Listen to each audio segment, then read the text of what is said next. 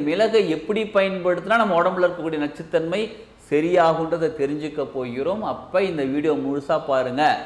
நான் உடம்பு ஆரோக்கியமாக தாங்க இருக்கேன், எனக்கு நல்லா தாங்க இருக்குது, நான் ஸ்ட்ராங்காக தாங்க இருக்கிறேன் அப்படின்னு எல்லாரும் சொல்லிக்கிட்டு இருந்தாலும் நமக்கு தெரியாமல் உடம்புல நச்சுத்தன்மை சேர்ந்து இருக்கலாம். ஏன்னா இப்போ நமது உணவு முறைகள், இப்போ சாப்பிட்றோம் பாருங்கள் உணவு முறைகள், நீங்கள் என்னதான் நல்ல ஒரு உணவு, ரொம்ப காஸ்ட்லியான உணவு எப்படி பார்த்து வாங்கி சாப்பிட்டாலுமே கொஞ்சமாக நச்சுத்தன்மை அதில் கலந்துருக்குது. சரிங்களா? அப்போ அந்த நச்சுத்தன்மை நம்ம உடம்புல போய் சேர்ந்து நம்ம உடம்புல ராஜ உறுப்புன்னு சொல்லக்கூடியது லிவருங்க.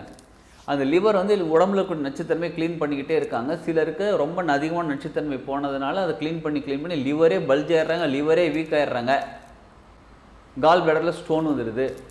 அப்போ லிவர் முழுமையாக ஒர்க் பண்ணலை. இப்போ நார்மல் உணவு தான் எடுத்துக்கிறோம், நல்ல உணவு தான் எடுத்துக்கிறோம், சமைச்ச உணவுகள் பழ வகைகள் இதெல்லாம் எடுத்துக்கிறோம், இருந்தாலும் நம்ம உடம்புல நச்சுத்தன்மை சேர்ந்துக்கிட்டே இருக்குது.